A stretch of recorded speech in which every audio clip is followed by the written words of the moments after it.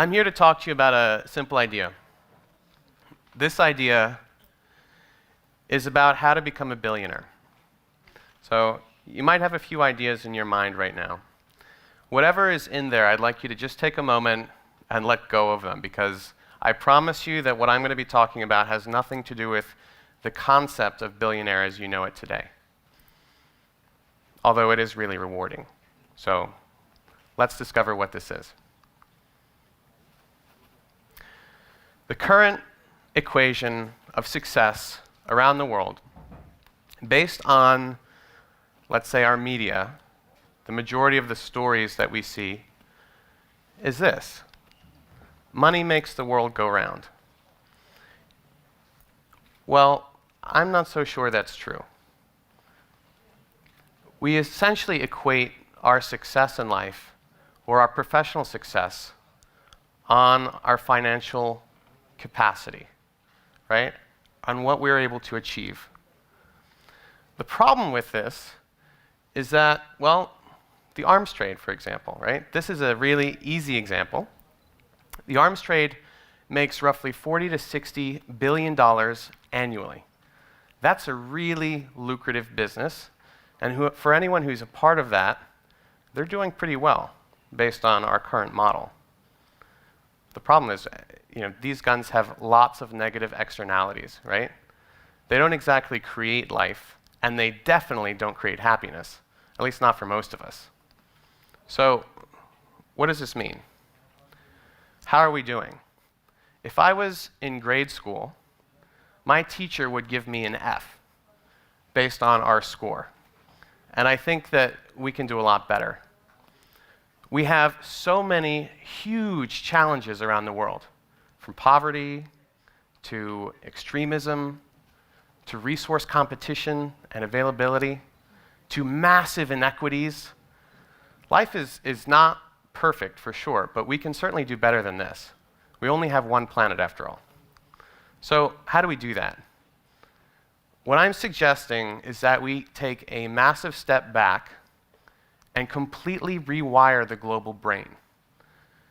Have a massive shift in global consciousness and decide that we want a new equation, because what we have today isn't really working. So what's holding us back? If we wanted to make a better world, and I think that we all do, why aren't we getting there? Well, there's this little thing that sometimes scares people. It's called fear. That's what fear does. Well, I say that we actually embrace fear, because fear could be the one thing that we actually need to succeed. We need to be fearless, right? Fear is the direction you want to go in if you want to become the person you have the potential to be. It's a great compass. So, how do we get there? And what is the thing about fear, right, that we actually fear? It's accountability. And what is accountability? Accountability is something that we look to when we actually want to achieve something. There are two people that I really respect, had great ideas. One of them was Mahatma Gandhi, and the other one was Peter Drucker. Gandhi said, "Be the change you want to see in the world." Drucker said, "What gets measured gets done." So if we can actually have a Gandhi-Drucker mashup, we get something like this: measure the change you want to see in the world. So how do we do that? How do we actually measure the quantifiable good that each of us does in life? I call it the life force number, which is really simple. It's an imperfect measurement, but it basically gives us a way to track how we're doing with the one thing that is the most important part of life, and that is contributing. So I'm going to tell you about a few people who are really happy people. They're happy, but they are also really successful. They're successful not because of what they make financially, but because of the meaning that they're able to find in life. So a couple of years ago, I went to Senegal, and I met this man. His name is El Hadj Diop. El Hadj is holding a photograph of his daughter, Amy. Amy was 8 years old when she was killed by a horrible, horrible murderer.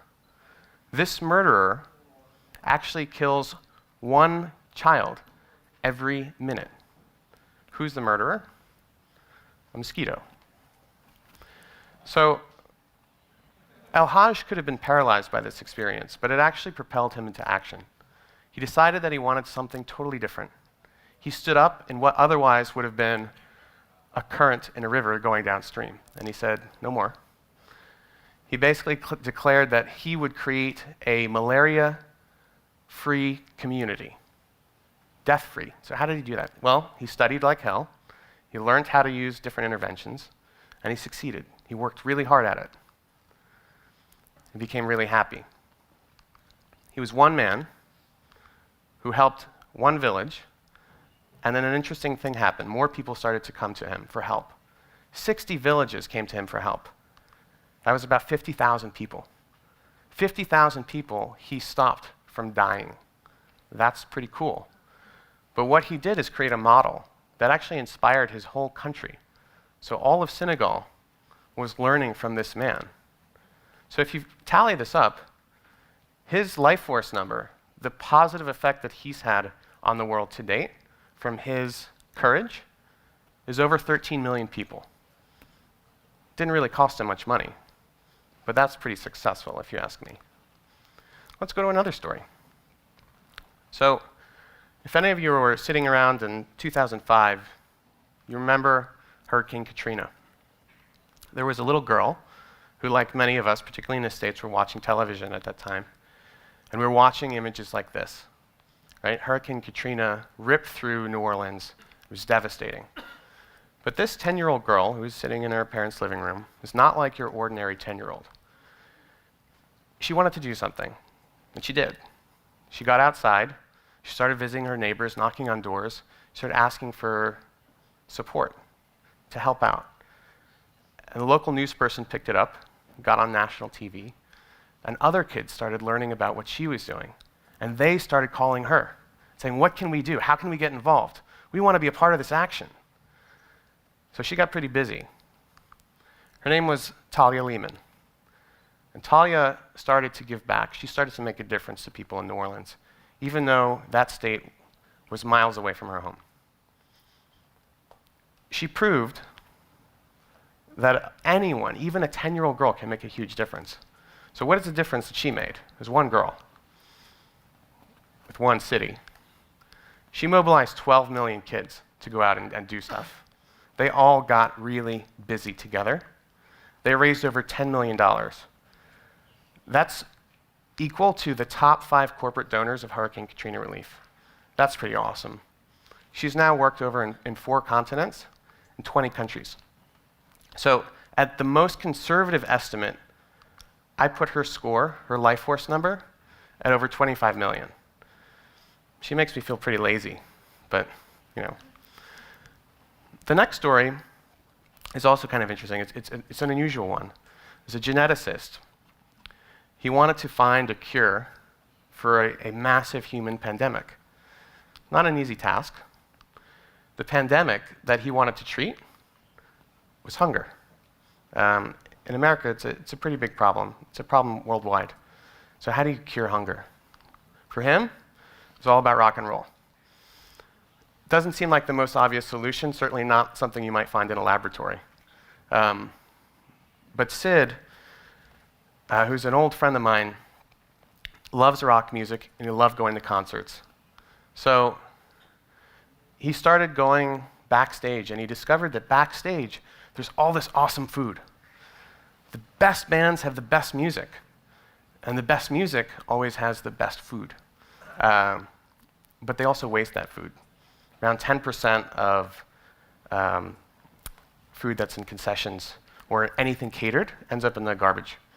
Sid thought that was kind of problematic. So he asked Aerosmith if he could have their food one night. He fed 150 people. He went back the next week. He did that for an entire summer. He enlisted over 250 bands. Then he went to sports teams, and then he went to universities and schools and so on. Started collecting food all over the United States. I met him, and he was feeding tens of millions of people. Sorry, not tens of millions, tens of thousands of people. We decided that what we would do is take his idea to the federal government. And we took 5 people, we worked on this piece of legislation together. It was about 2 pages long. We sent that to Congress, it passed. That was called the Federal Food Donation Act. And that bill helped scale what his idea was. Sid, last December, fed his 1 billionth meal to someone. His life force number is around 50 million, maybe, but it's probably a lot bigger than that. I'm being really conservative with the estimate. But 1 billion meals, 1 idea, he's kicking ass.